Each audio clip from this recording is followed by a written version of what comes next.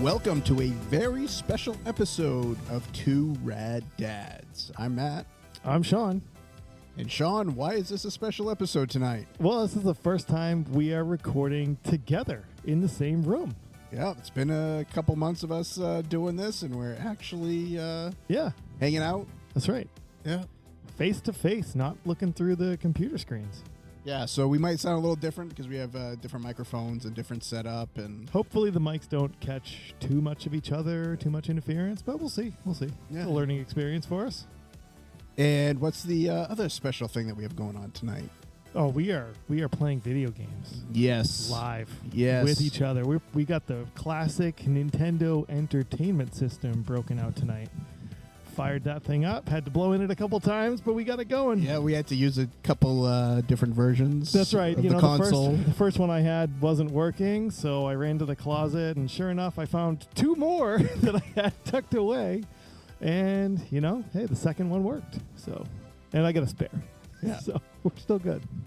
Yeah, so on the NES, we have a very classic game that we love playing, and we actually were playing it earlier before you... before we hit record, we decided to... I mean, we couldn't not, right? We fired up, we're like, well, we got to play a game. Yeah. Fired up one of my favorite all-time NES games. Yep, and I that is... think it's up there for everybody. Yeah, even if you don't like the sport, it was still a really popular game. Yeah, and this is the classic NES game, Ice Hockey. Yes. Ice Hockey. I loved this game, and I still do. We just played it, and that was fun. Yes. Like 30 years later. Yep. Actually, closer to 40 years later. Oh, man, time That's flies. terrifying, but okay, yeah. Yeah, it's been a little bit since I've played this game. I've played it a few times on the computer emulators. Yeah, they had a Nintendo Wii version that came out a little while back. Yes. That was the last one that I had played. Yep. But, yes, nothing beats the classic. I got to say, though, my hand. Yeah. I don't remember my hand cramping up this much. I don't know if it's because my hand was smaller when I was a kid or my hands were in video game shape. I don't know. But, man, those controllers are not ergonomically sound at all. Yeah, I think it's because that's what we're used to. Yeah. So we were in the condition to hold them. Where now the controllers are so ergonomic and they just fit right in the palm of your hand. Where these are, you know, like holding a cassette tape while you're playing. Yeah, it's not very comfortable, but you know, it's part of the experience, right? Yeah. The only thing that would have made this better is if I had found a old 27-inch wood paneled tube TV that we could have fired this up on. You know what would have been even better is those floor units. Remember those giant... Yes. What were those called? Those big paneled TVs. They were huge. They had the speakers on the side. They were the furniture. Yeah, exactly. They looked like furniture. They looked like a bureau with a TV screen in the middle. They were on the floor. You never had to worry about anybody stealing your TVs. No, my God, you couldn't. It took 2 or 3 men to lift the thing. Yep. Yeah, those things were great. Going to visit family and stuff. It was like part of the family room. You'd sit on the floor and gather around the TV. Yeah. We didn't have one at my house. We had a little 13-incher up on a cabinet of some sort. Yes. But you know, my grandparents and other people always had that. Yeah. It was great. And actually, when I moved into my first house, when I was, you know, an adult, there was one in that house that they left behind. I'm pretty sure they just didn't want to bring it to the dump. But I kept it for a little while. I'm not going to lie. It had like a little radio built into the top of it. Oh, yeah. It wasn't just a TV. No, it was a whole console. It was a console TV. I think that's what it was called, yes, right? Consoles, yeah. Yeah. Yeah, it just came to me. Yeah, they were whole entertainment systems. Yeah, they were wood paneled and had, you know, ornate details and different like accents on the side and stuff. Yeah, they were great. But yeah. Anyway, little tangent there, but that's okay. It's good. We're live. It's fine. Yeah, it's fine. It's fine. Yeah. This is what we normally do. Usually I cut that stuff out, but we're just going to leave everything. We're just going to roll with it tonight. But minimal editing. That's right. This will be good. It'll save me some time this week. Oh, yeah. Well, it all depends on how my microphone sounds, because in my monitors right now, I sound like I'm in a tin can. It sounds so bad. Do you want to stop and check it before we proceed? Yeah. All right, we're back from our mic checks. It does sound all right, so. Yeah, it's good enough. Yeah. Good enough for a couple of guys sitting in the basement. Yeah. Playing video games from 1988. Yes. This game, the menu's just been running, so we watched the little 30-second the game preview clips. Yeah. It's inspiration. It is. Know? And then when that theme song hits, it's just like, It hits hard. It does.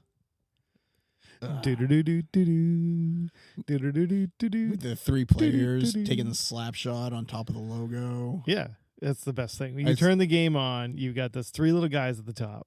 Yeah. They shoot 1, 2, 3, and then you get the whole line of little guys in the middle that are shaking for some reason, left to right. You select 1 player or 2 players. Yeah, and start or select. Yeah. Yeah. You know what I used to like was the cover art for this game. Yes. It's just classic. Yeah. The cover art was great for this game. You had the blue box, right? And it had a picture of a player standing in front of a net, bent over, handling a puck. And he was clearly wearing a New York Rangers uniform. But obviously the logo was taken out. And what's funny is the Rangers uniform, right? It has Rangers written in, diagonally across the front. Yep. And instead they had a red bar going from the upper right shoulder down to the bottom left that said hockey across it. It looked like something like a cheerleader would have, the way that was designed. It was clearly overlaid on top of Rangers. Yes. Yeah. And then, all of the branding for the pads was all, covered over. And if you look at his skates, I was looking at this today, and even his skates, it looks like they taped his ankles with white hockey tape to cover the logo on the skates, which made me laugh. Awesome. Because I'm like, oh, yeah, you get this pro hockey player with his ankles taped. That's a thing. Just came off the football field with his skates. He's in the Learn to Skate program, So what's funny is it made me think, because it's clearly a photograph and not painted artwork. Like Blades of Steel and other games, it was painted, right? It was, right. But this is a photograph. So that made me think, who is this guy? Who is this bearded You hockey did not player? research this. I did. I absolutely did, because I looked at it, and in my mind, I always thought he looked like Brian Leach, who was a Rangers player. And I think I thought that because he was in a Rangers uniform. But then I looked at it today, he looks nothing like Brian Leach. I don't know what I was thinking. He's definitely got a beard. He doesn't have a beard. Wait, he doesn't? Yes, he does. He's got a red-haired beard, doesn't he? Or is he not? It could be a shadow. That could be a shadow. See, I know even less than I thought I knew. Oh, my God. So I tried researching this. I cannot find any information anywhere about who took the photograph or who the photograph is of or what player that is. I don't know if it's just some model they found off the street or if it's some European hockey player.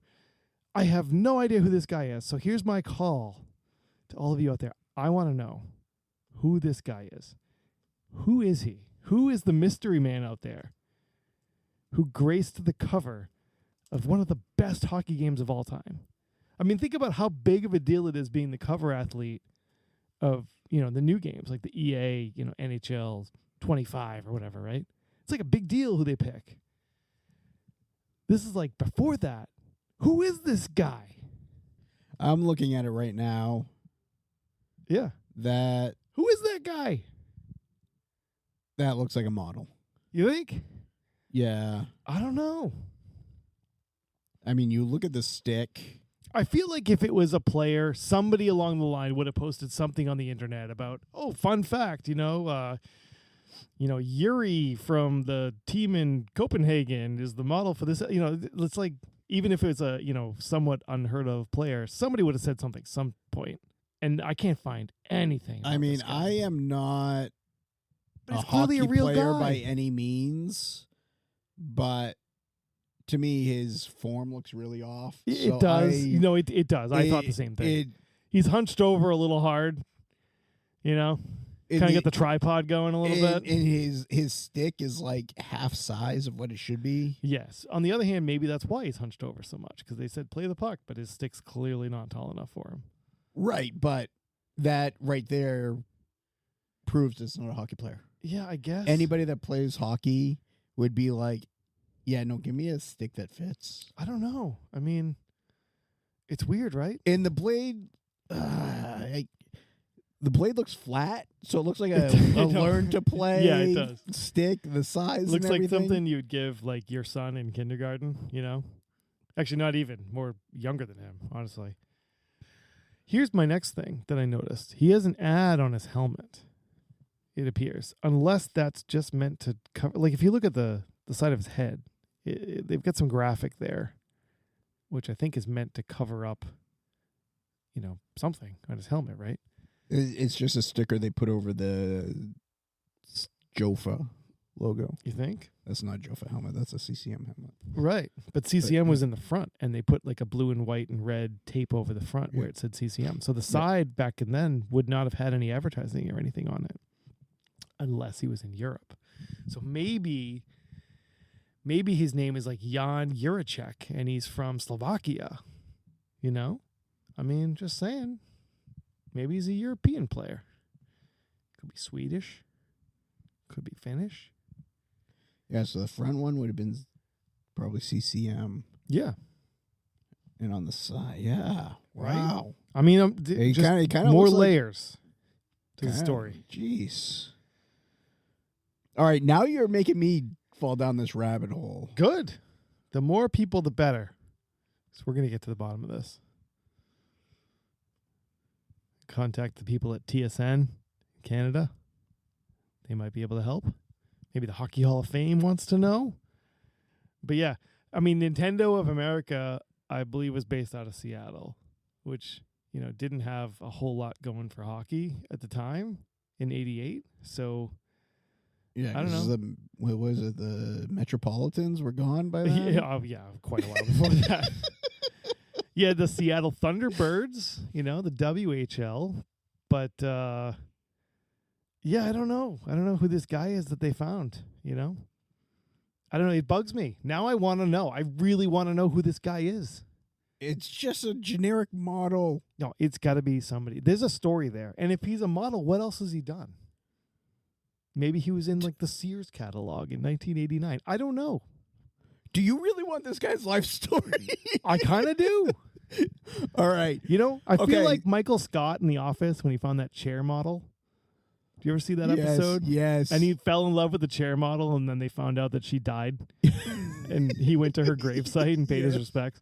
I feel like that. Like, I want to know who this guy is. All right. So the first listener that can get us the information, Yeah. we will hook you up with some Rad Dads. I'm not going to swag. lie. I actually contemplated today, like, sending emails off to Nintendo and other people, trying to launch an investigation. Because I feel like if I could get to the bottom of this, I mean, that would be a pretty big story. This could go viral. I must not be the only one. Maybe I am the only one. You are. I think you are. Like, I thought it was a rebrand of New York, but I never looked at it that closely. And looking at it closely now, no, this is some freaking model. Yeah, it's just some guy they found who's walking by that day. Hey, dude, you want to make $30? And you know what? Looking at this picture more and more, Yeah. I'm going to put Like, his face on a milk carton and find out who he is. his left hand is on top of his left skate Okay, wait a minute. I got to find this. while he's trying to puck handle. That's how hunched over this guy is. I mean, I will say hockey was different in '88 than it is now. Maybe he was a fighter. He's a goon. He's not used to handling the puck. or having a 5-year-old stick. Yeah, exactly. I don't know. I mean, it looks like Zdeno Chara holding a normal person's stick. Yeah, it kind of does. That's how hunched over he is. I mean, I wasn't intending on going on a long tangent about this. But I mean, here we are. So we're getting our fans involved. I don't know. I know. Like, I saw this again today. So I was looking up some information about the game. And I saw the cover art again. And it brought back some good memories, right? I'm looking, I'm like, yes, that's the cover art that's on the disc. Not the disc, the cartridge, right? And I'm like, oh, it brings back fond memories. And then I started looking closer. I'm like, so now it's just eating at me. Like, I want to know. So I think it's business hours for Nintendo right now. Oh, yeah, probably is. So we'll hit him up. We'll call him up. I don't know. I mean, maybe I'll start a whole new series. This whole new web series where I'm going to get to the bottom of who this. I'm going to start researching, interviewing executives with Nintendo of America. Starting to talk to. I will say, you'll laugh. I figured out who did the Blades of Steel artwork today. Really? Yeah. I could find that. The guy who painted it. And funny enough, he lost money on the deal. I'm not surprised by that. Because he got paid, I think he said like $6,000. And he ended up, apparently he ripped off a photograph of Wayne Gretzky. So the cover art, the two guys battling with the cross sticks on the front, is an absolute like painted version of a photograph that appeared in Sports Illustrated.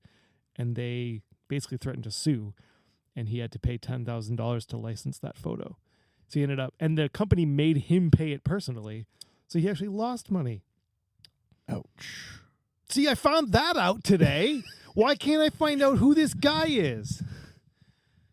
Wow. Well, there goes one of your fun facts right there. Yeah. So, I mean, that could have been. It wasn't, but that could have been. Yeah, man. Now, see all this wisdom I'm bringing to the people? I think you're going way too deep into cover art of these cartridges. I definitely am. I know that. Yeah. Even my computer knows that. It's dinging at me. It agrees with you. Shut up, Sean. It's time to move on. Yeah. You could just use AI to. We'll move on.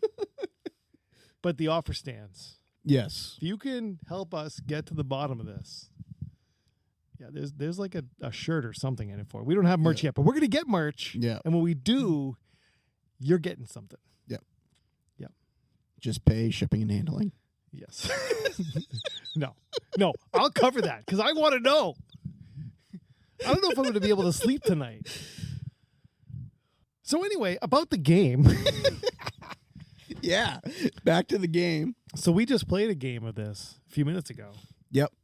Just for old time's sake. Because we fired it up and we're like, oh, let's see if it works. And it worked. And obviously we couldn't not play. So we played a game. And it was fantastic. It was awesome. My hand is still a little cramped, but yeah, it's all good. That's okay. So when you fire the game up, right? Once you get into the menus, first thing you got to do is select a country, which always, was interesting because obviously it's not licensed by any pro leagues, so they go with the international, so that works. Yep. And you figure 88, it's an Olympic year. You had the 1980 Olympic hockey team for the United States was a big deal. 84, 88 were Olympic years. It makes sense. International play is going on at the time. So you pick between the USA, which is light blue. I'm like, okay, I can see that. Sweden is yellow. Makes sense. They're blue and yellow. Okay, I get that. They wear yellow uniforms even to this day. Poland, I don't know why they have Poland. That is not exactly known as a hockey hotbed. They're in like a brown. Would you say it's brown? Yeah, I think it's a brown. It's a terrible color. Canada is in green because, I don't know. Because all those green maple leafs. I guess they're green before fall. And the Soviet Union is red. Makes so I sense. guess that, right, the Red Army. Okay, that has to be red. So then Canada can't be red, I guess. Is that what we're saying? Yeah, you can't have two red teams. And then Czechoslovakia, because that was still a thing, is like a whitish gray. I don't know if it's white or gray, but either way. So it's a gray. I fired up the game. Yeah. So Poland, it looks like a hunter green, I guess. Yeah. It's a brownish green. It's kind of a brownish green, right? It's Yeah. not a great color, to be honest with you. No, But nobody plays with Poland. looks like something you'd find in a baby's diaper. It really does. I was thinking the same thing, and I didn't want to say it. Yes. I'll say It really does. I'm not scared to say it. But what's funny is in Japan, they added Japan to the game, and it took the place of Sweden, which is like a very well-known hockey country. Yeah. Why wouldn't they take Poland out to put Japan in? And where's Finland in all this? Wouldn't Finland go in before Poland? Yeah. What's up with that? Clearly, the people who designed this game aren't really up on I international hockey. I don't know. Czechoslovakia and the USSR make a lot of sense because they were definitely strong hockey teams. And obviously Canada, the Was USA. the Czech strong back then? Yeah. Were they? Well, you figure all the players now that are either Czech or Slovakian, they were all together. So Right, I know, but even stronger than they are now. yeah, but even Jamaica. Sure, back you had like then the wasn't Stastny brothers and all that. Yeah, there was players. Yeah. They were better than Poland. Good Lord. And I mean, Finland was like an Olympic medal quality team. So, I don't know. The USA had to beat Finland in the 1980 gold medal game. People forget about that. No, the gold medal game happened before that. It didn't. That was just to get to the gold medal game. That's the thing, right? Nobody remembers that. No, If they had beaten the Soviets and then lost the gold medal game, we really still wouldn't be talking about that. It was a victory lap. Yeah. That's all it was. Anyway, we've gone on 100 tangents by now. It's all good. But that's okay. So, all right. So you pick your country, and then you pick your speed and your time. So the speed's 1 through 5, and the time is per period. It's 7, 10, or 15. But it's not actual time. It's sped up. Yeah, it's not, and the speed is just the overall game speed. So do you want to? Yes, for the speed, yes. Yeah. Do you want it slower so you can actually Like a control the guys, beginner or do you mode. want it super fast for arcade? Right. 5 is obviously the hardest, and 1 is the easiest. Yep. So then you go to the best screen of all. The next screen is where you get to pick your lineup. And when you pick your lineup, you have 3 distinct player types to choose from. You ready? I actually consulted the handbook for this. You read the manual? I did. The instruction booklet. They are not skinny and fat guys like we all call them. They're skinny and fat. I don't care what They the are manual says. technically called thin players, ordinary players, and stocky players, according to the instruction manual. All right, so they're being a little PC about it. Yeah. Even back then, which is surprising. So the thin players were fast skating. They had a weak shot. They were terrible at checking. They got knocked over all the time. But they were very good at face-offs. While the stocky players were slow skating, but had a hard shot, strong checking, but they were terrible at face-offs. The ordinary players were pretty much right down the middle in all areas. So you get to choose, right? You get 4 players plus a goalie, as opposed to 5 players and a goalie in real hockey. Yep. So what did you pick? What was your go-to lineup? Yeah, so my go-to team is usually just pretty much the default. When the default is what? 2 mediums? Or, sorry, ordinaries?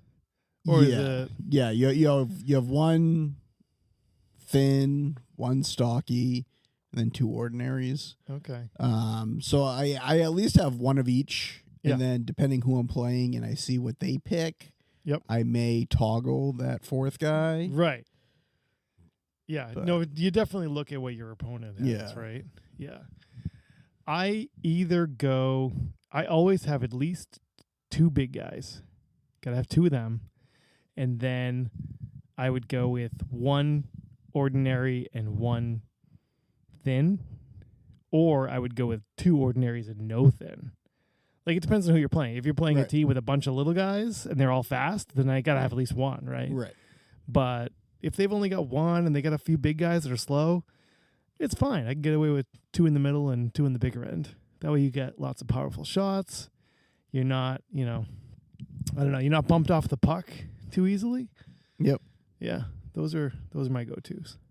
Nice. As far as country goes, I used to go Team USA. Yep. You can. That's my default. Again, depending who I'm playing with, like I'll then flip to Canada. Yeah. I actually played Czechoslovakia quite a bit just because I like the look of the white unis. And occasionally I played as Canada.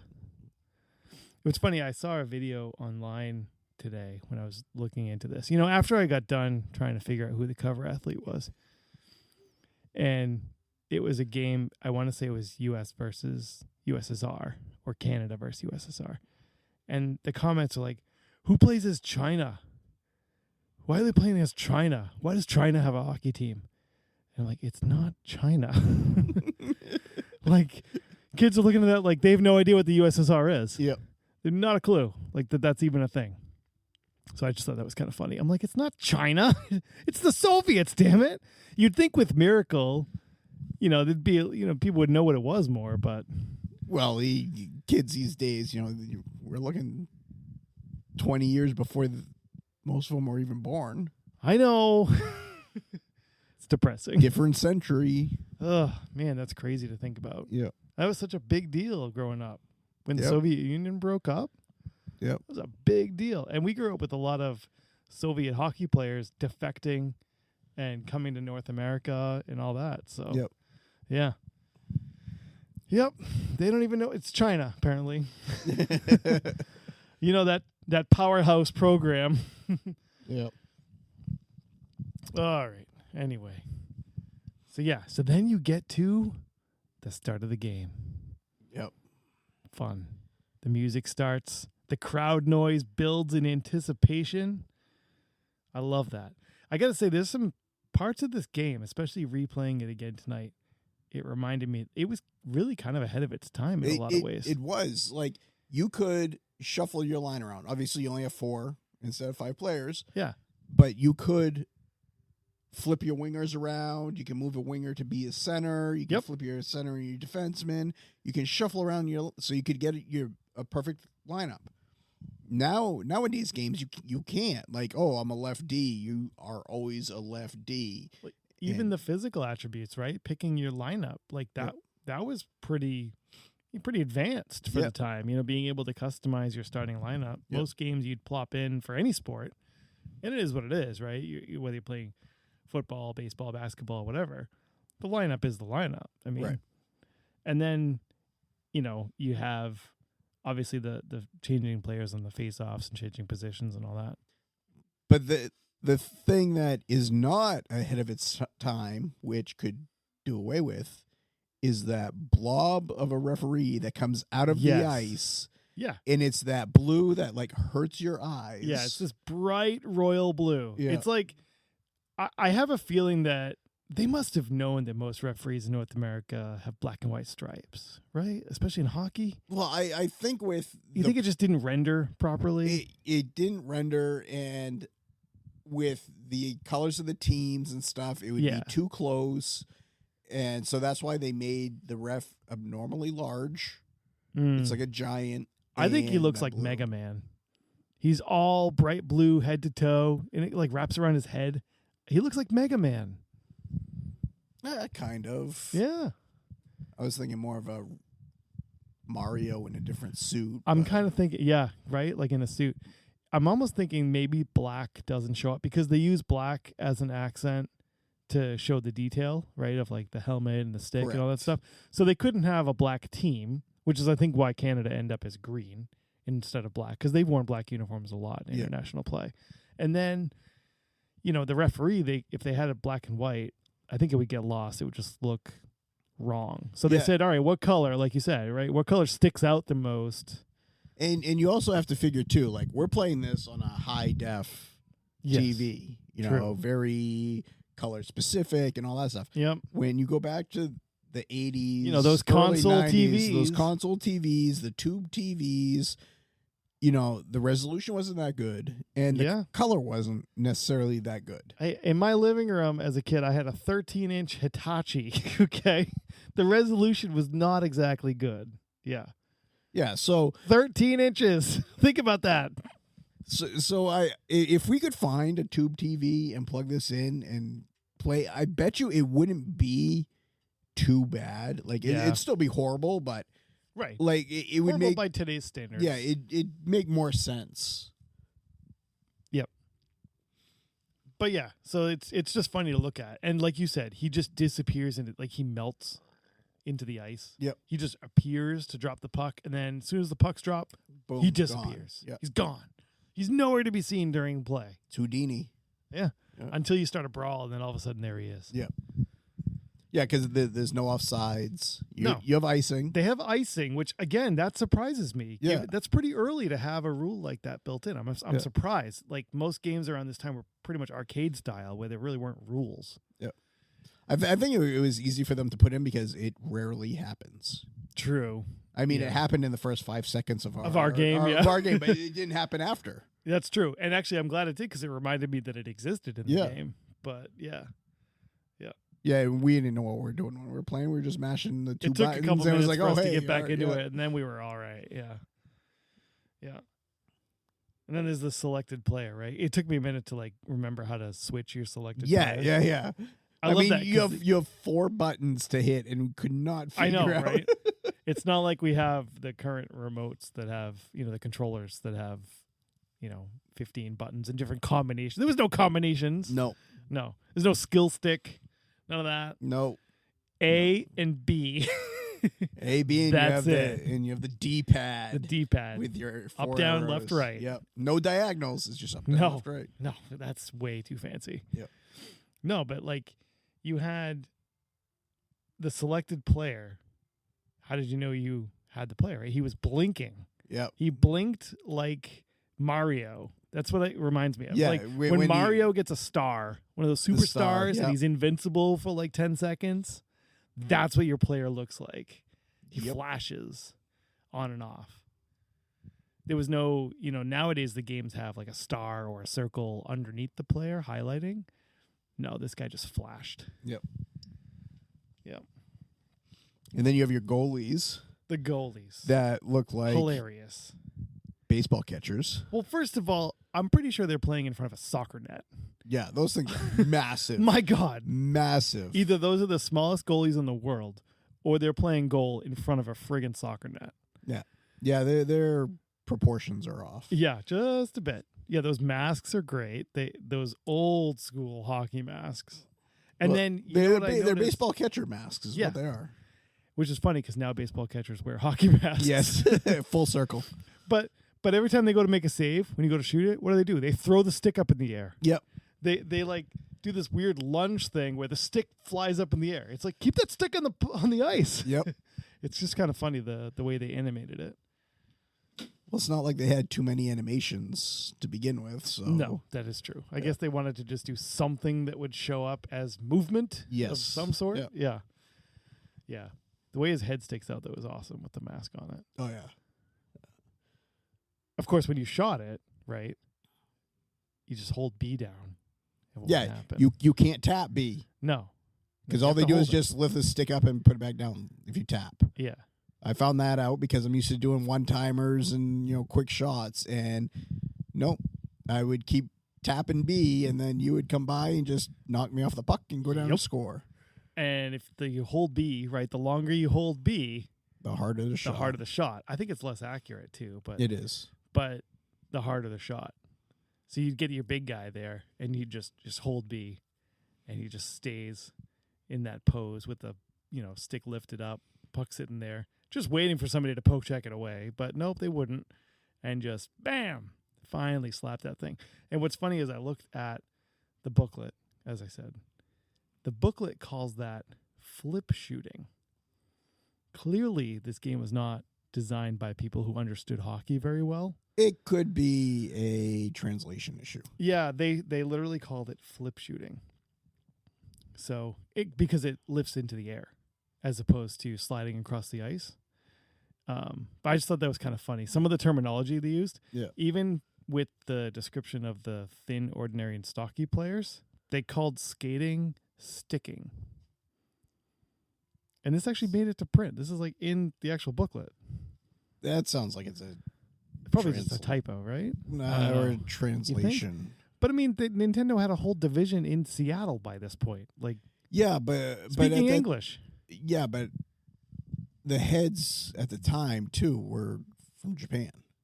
I don't know. I just think it's kind of funny that their sticking speed is slow or fast. Yeah, I don't think they're. What was that 800 number you could call? Oh yeah, the Nintendo Power Line. Yeah, no, Nintendo Power was the magazine, which was fantastic. But was the Power Line was the phone line you call in? The helpline for Nintendo. Oh my God. Yeah, yes. when you'd call in and you would get a live person and you'd be like, "Hey, I'm having trouble at this stage," or "I have a question about this game," and they had these ridiculous manuals and stuff that they would flip through and get you the information, help you walk through, and yeah, it was amazing. Like, the Nintendo Power Line. Yeah.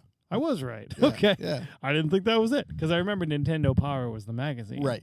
Which I loved. My school library used to get it. So whenever that new issue came out, like, there'd be a whole bunch of us sitting around the table, hovered over that thing. Yeah, so trying to read it. Apparently those are worth some money now. Are they really? Yeah, I was listening to a podcast or a TV show or something. They were talking about them, and apparently they're worth some money. I had a subscription to that and the Sega one for a little bit. Mm-hmm. But yeah, I don't want to get off on another tangent. But, I mean, that is what we do. Yeah. Well, we could do a whole other episode on the that, what do they call them? Like experts or Nintendo game something? Yeah, they have a special name for them. Game counselors, I think. I forget. There's a documentary on it. Yeah, there is. I saw it. Yeah. But anyway, yeah, like you said, another tangent for another day. This isn't exactly a game that I would call the helpline. No, but maybe Zelda, get to the right level of the map or something, but Battletoads. Yeah, so many. But yes, this game, for all its faults and the funny little quirks, so much fun. It is. I don't care if the person who designed it isn't a hockey guy. It's a fun game, and it stands the test of time. Yeah, and it's so simple to play. Anybody can pick it up. Yeah. Like we said, you only have A, B for pass and shoot, and the directional pad to move. So it's simple. Anyone can pick it up and play. It's fun. Yeah. The music, too. Yeah. The music. We've been listening to it. It's been playing in the background this entire time we've been recording. You've got, the intro music, a little ditty that it plays right when you first get in. You've got the gameplay music, which plays the whole time. You've got a special song that it plays when you score a goal, right? Yep. And then the Zamboni. When the Zamboni comes out, your favorite part of the game. Best part of the game. It's got that fancy little tune. Yep. That's a good one. And then when you win the game, there's a little victory tune that plays. Yep. Some good music in this thing. Quite a bit. Actually, again, for an early game to have, 4 or 5 different songs. The other thing I noticed is in a close game at the end, the crowd goes crazy. Yes. So just like at the start of the game, the crowd kind of, gets crowd really loud right at the opening face-off. Yep. If the game is really close at the end, it will do that again. Like in the waning moments of the game, you'll hear the crowd really getting into it, trying to egg you on to tie the game or whatever. Which, again, like that's the sort of little detail that you just didn't see in 1988 in a sports game. Yeah, and it's the little things like that in something so simple that just keeps you coming back for more. I will say the fighting was fun. See, I forgot all about the fighting in this game. Yeah, because you don't really fight, but it's more like a line brawl out of nowhere. Yeah, because when I think of fighting in these early games, I go Blades of Steel. Blades of Steel, yeah. When it goes into the cut scene and it's like a boxing match at that point. For sure. When it's more traditional hockey fighting. And in this game, like we had one. Yeah. A fight in the I game can't believe we played. We only had one. Yeah, but it's because you have to button mash. Yes. And I wasn't doing that. And you got to have guys that are similar size, I think, because correct. Remember, if you've got a bigger guy, he'll knock the other person off correct. the puck. You'll literally knock them on their butt. Yep. And you'll steal the puck or whatever. Same thing if you skate into the goalie accidentally, you just fall down for whatever reason. But yeah, like if you're battling somebody of equal strength and you just keep battling and hitting that button, all of a sudden it's a line brawl. Yeah. And they're all right on top of each other. Just like every once in a while, a guy like flies out of the pile. And then, sure enough, there's that referee in all blue who just comes out of nowhere again. And he breaks them up. The two teams form two little lines, nice, neat little lines, like they're going to recess. Single file lines. Yep. And the ref just goes through and just picks one player to send to the penalty box. Just one. Yep. One team goes on the penalty kill. It's not. It seems to be kind of random. Like, supposedly it's whoever quote unquote lost the fight, but there's no real fight. You can't tell. I think it's like whoever started it, maybe. No, because you started. You were beating me up hardcore, and I'm like just trying to skate, and my guy was getting hooked or whatever. Then finally, I started mashing my button. I wonder if it's just random and it's like a crapshoot when you do it. It's gonna be. You're taking the risk when you start that you might go short-handed. That is something that you should jump down the rabbit hole to find the coding. Yeah. Instead of this freaking model. I still want to know who he is. Yeah. But I think it's hilarious that the ref blows the whistle and they just go from pounding each other to, we're just going to stand here single file. Yeah. Pick one of us to send to the box. It's okay. Yeah. And then when the guy gets out of the penalty box, you get the one-up sound. Yep. It sounds like Mario got a mushroom. Yep. Yeah, they reused a lot of their sounds across. So. But we got to talk about the Zamboni because I know this is your favorite part of the game. That's my favorite part, and let's be real, the listeners don't know that Matt in real life drives a Zamboni. Yeah, I'm a Zamboni driver on the side, just for fun. It's my little side gig. Yeah, my fun job. Not just a podcaster.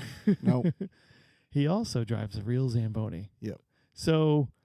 Obviously, you're gonna gravitate towards that cutscene. Even well before, like growing up, like I grew up in a hockey family. Yes, and it was a big deal. I never played. I couldn't get through learn to skate. I always gravitated to the Zambonis and the operational sides of the arena, the game, all that stuff. So yeah, same here. Same here. I was a terrible player. I love the game. I'm a huge hockey guy. And so when I had the opportunity to become a Zamboni driver, I obviously volunteered, but because it was a city job, they had to pay me. Oh, darn. Oh, man. Yeah. So I've been a Zamboni driver for 10 years now, but so I always love this. It's for whatever reason, the goalies are driving. I don't even think it's supposed to be the goalies, but they have the same mask on. Correct. Why? All those times when I see you driving the Zamboni, when you got headgear on. Yeah. Yeah. What is that about? Like, how dangerous are these Zambonis that they're using? These are like the original ones from the 50s that they broke out there. Yeah, it's got the big they got belts parts flying off, so they got to put a helmet on. Yeah, and so that's awesome. But their heads pop up and down, too. Yeah, they're dancing. They love it. Yeah. But why 3? I know 3. You never see that. Little overkill. For those of you who don't, who aren't hockey people, who aren't familiar, you don't see 3 Zambonis. No. Typically for non-professional games, you have 1. Correct. For professional, you'd have 2. You have 2. Yes. You would never have 3. There's not enough room on the ice for 3 to be out there at the same time. They'd be in each other's way. Yeah. So, yeah. Yeah, you'd be crashing into each other with 3. And what's funny is the scale of them is so small, right? You have those nets, which are ridiculously big, huge. And then the Zambonis are tiny. They have 3 of them out there, and they still miss half the ice. They do. They do. That's the other thing I was going to say. I was like, they miss so much of the ice. Yeah. Because they just pass through, I think, 3 times. They do 3 passes. They go right, left, right. Yeah. I believe. Yeah. And it's just like, okay. But it's still fun. But still my favorite part. And they only do it during the second intermission. Yeah, they do the high school girls hockey rules. First to second period, they just switch sides. The players all go to center ice. They spin around in a circle. They go around the center ice circle. Yep. Switch sides, and they just keep going. Clearly, they didn't skate very hard in the first. They don't need to clean the ice. Yeah. So, yeah, that's my favorite part. They do make like fat heads or wall pictures of them, and the same with the hockey players. They have the thin, ordinary, and I've seen those, players. and I saw that. And I was like, man, I want to get intrigued. one so bad. Yep.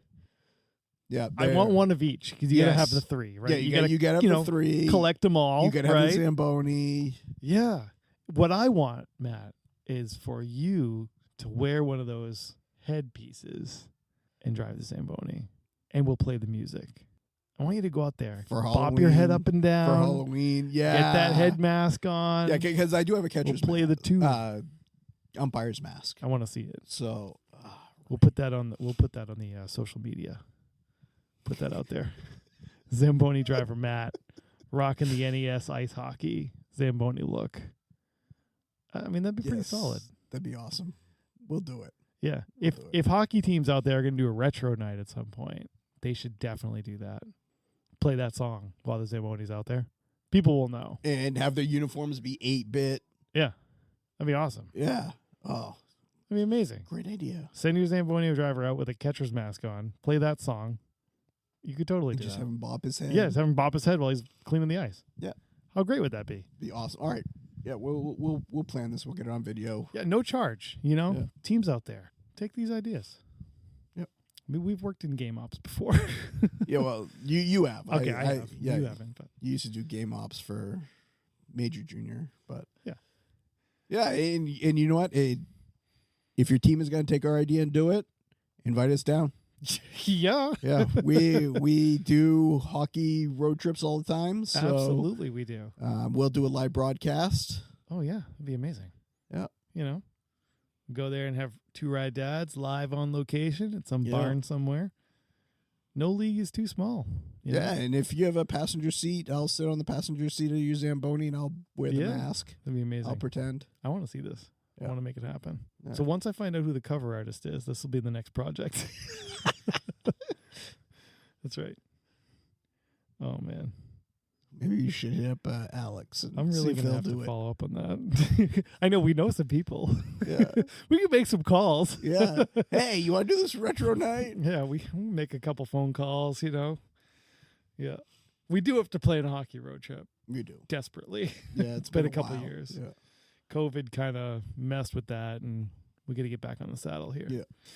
Oh, but anyway, yeah, Zamboni was awesome. Yeah. It's also the fastest ice make in history. Well, what's it take you, like 12 minutes? So average? Well, that's with one machine. So with one machine, you shoot for 10 minutes. I tend to average about 8 because I have a lead foot. With 2 machines, you get done in obviously half the time. So you're looking at about like 5 minutes. And then because you got to let it sit for a couple minutes before the guys come back out. Yeah. So typically with pro games, I think it was 18 or 20 minute intermissions. 18, yeah. And then they have this stuff they do on the ice and all that stuff. They're chucking T-shirts and yeah. So by the 12-minute mark, is when the Zambonis start, and they have to be off, I think, with 4 minutes remaining. Yep. So because you got to let the ice set for a couple minutes before. Yeah. If it's like a youth hockey game, like my son's team or your son, they're going out there. Yeah. Literally, the truck's still pulling through the opening, and the players are already skating out there. It's still wet.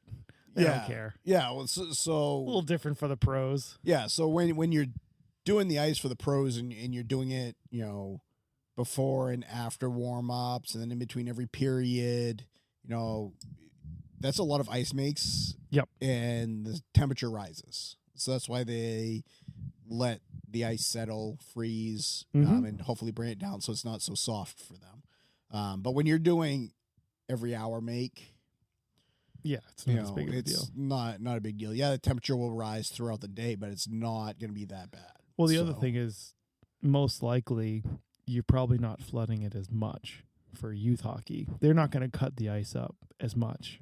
Right, yeah, so you're not cutting as hard. I mean, we can fall down this whole rabbit hole. I'll keep talking about it forever. This episode could have been 12 minutes talking just about the game. But no, we're just gonna go off on a bunch of tangents. Oh here. yeah. That's what makes. That's okay. This is a live recording. You know, that's why everyone loves our podcast.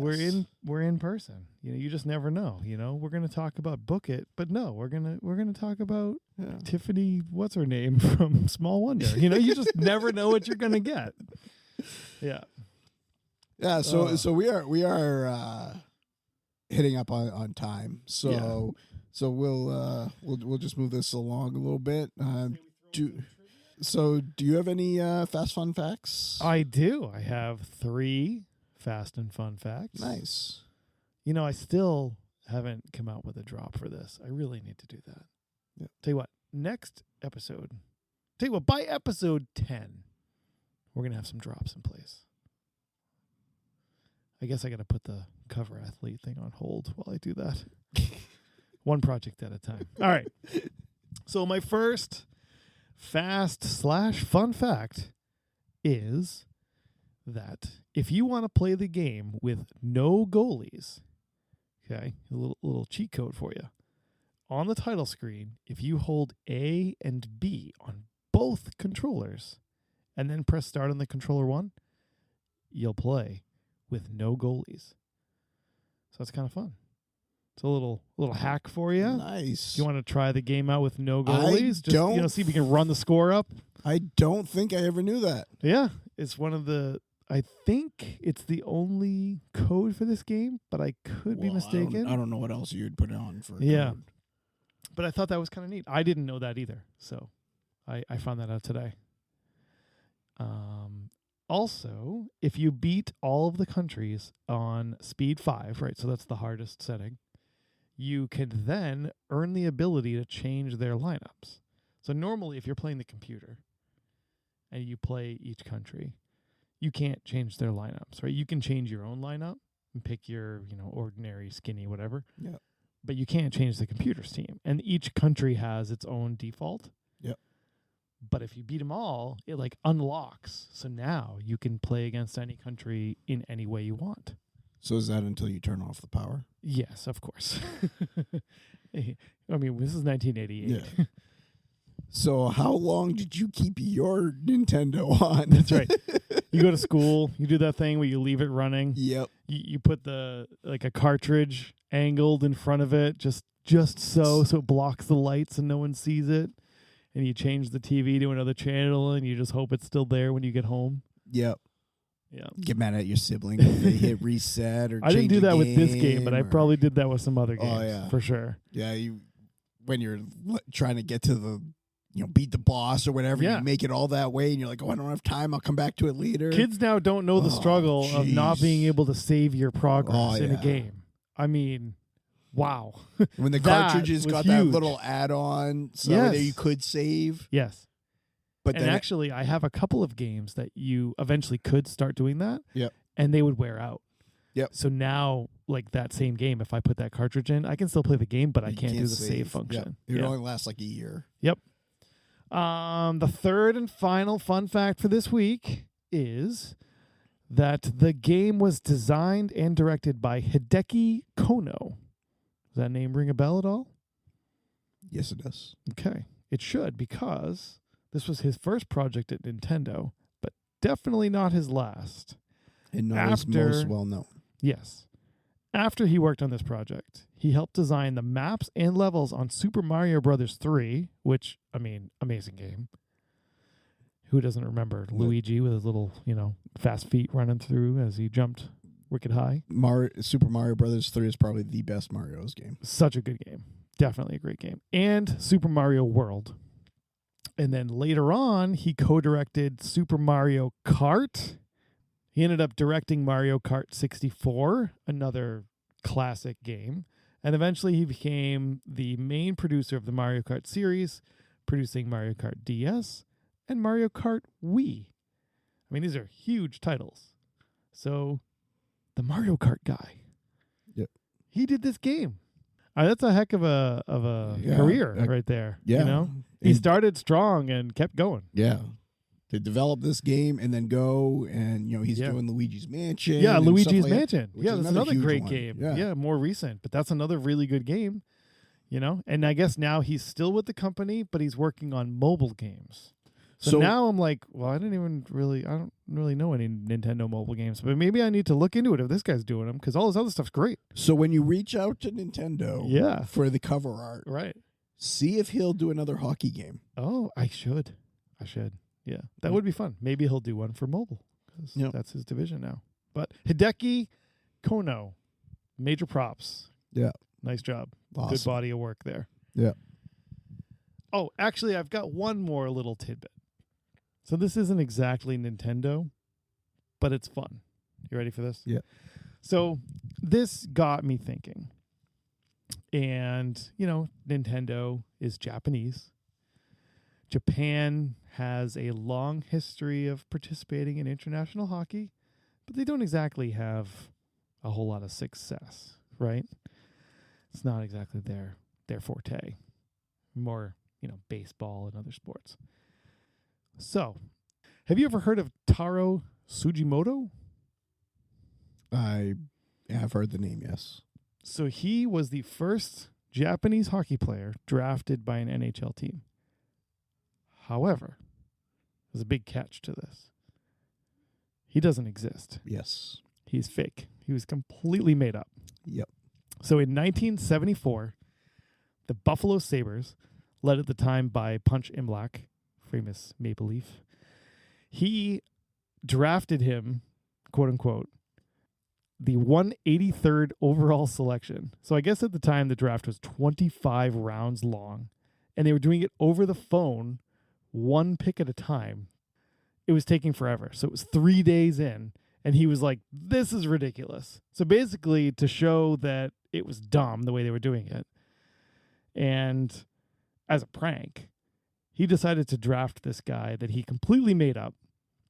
Now, granted, they're the Buffalo Sabres, right? So he drafted this guy who was supposedly a forward from the Tokyo Katanas.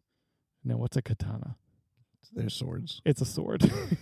And he's for the Sabres. Yep. I mean, they should have figured it out. So not even like the team ownership and the staff knew that this was a fake pick. So it was just the general manager and one other guy who came up with this. So it literally got to the point where training camp came a couple months later. The trainers, they gave him a locker. They made a jersey, number 13. They assigned it to him. And then the press is looking around like, wow, this is the first Japanese player ever drafted. This is like a story. They were trying to find the guy. Who is this guy? And eventually they finally had to come clean and admit, all right, like we're full of crap. There is no player.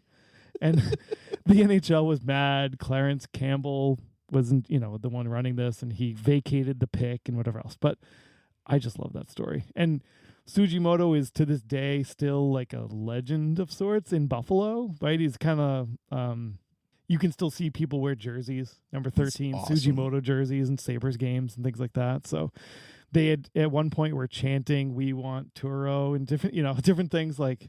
So yeah, I love that story. It's just a fun little tidbit. I know it has nothing to do with this game at all, but a little hockey / Japan connection there. And as a big hockey fan, it's just a story I enjoy. So it's awesome. Leave it up to Buffalo to do leave it up to Buffalo. Yeah, so that's a good one. Taro Tsujimoto. Taro Tsujimoto. Yeah. Anyway, do you have anything you want to add? I have nothing to add today, no. Okay. Well, that's fine, because we've gone long enough. Yep. We've added plenty along the way. Yeah, it's a fun episode. I enjoyed this. Yeah. It's just weird doing this in person. It's weird doing it in person. It adds a whole new dynamic. And this wasn't even the topic we're going to be talking about today. We had to do a last-minute pivot. So we had a completely different topic in mind initially. And we're going to do that one. It's just going to, we're swapping the order a little bit, but that's okay. We're pretty flexible. Yeah. One thing about this podcast is that, we don't take ourselves too seriously.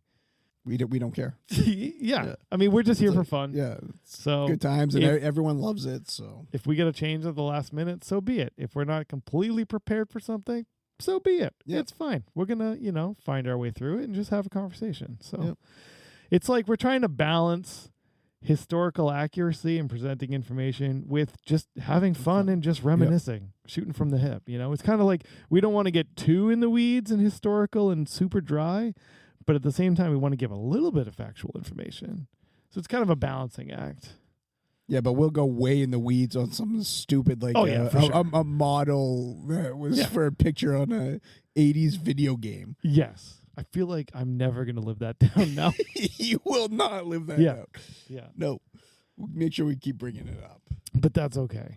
Maybe, I'm telling you, I'm holding out hope that someone out there has the answer to my question. I'm still hoping. All right. Should we check for any messages or comments or anything like that? Text messages? What do we got here? Yeah, I saw that we had some just generic comments and stuff on YouTube. Hey, any feedback is good feedback, right? It wasn't really feedback. It was just comments of them enjoying the episode. Okay, well, that's fine too. But yeah. Other than that, I don't see too much this week. Okay. I'll take those comments. That's good. Good to know some people are out there. Yeah, I Peter K and Slugwall. Yeah. Some other people. So yeah, I've been getting a lot of comments in person. Yeah. Me from too. friends and family. And I'm telling them to put it on our socials and podcast sites and all that stuff, but they just prefer to. They're old-fashioned. They don't understand the socials, apparently. Yeah, for sure. So, with that said, you can follow us on our social medias. We're on Instagram at tworaddads. We're on Facebook at tworaddads. You can email us at tworaddads@outlook.com. Don't forget to subscribe, like, comment. You can send us a text. Click the link in the show description. Yeah. That sends us a message. Yeah. And yeah. I think we're going to go play another game. We are. We're going to play a couple games and maybe a few. Yeah. Yep. So until next time, stay rad.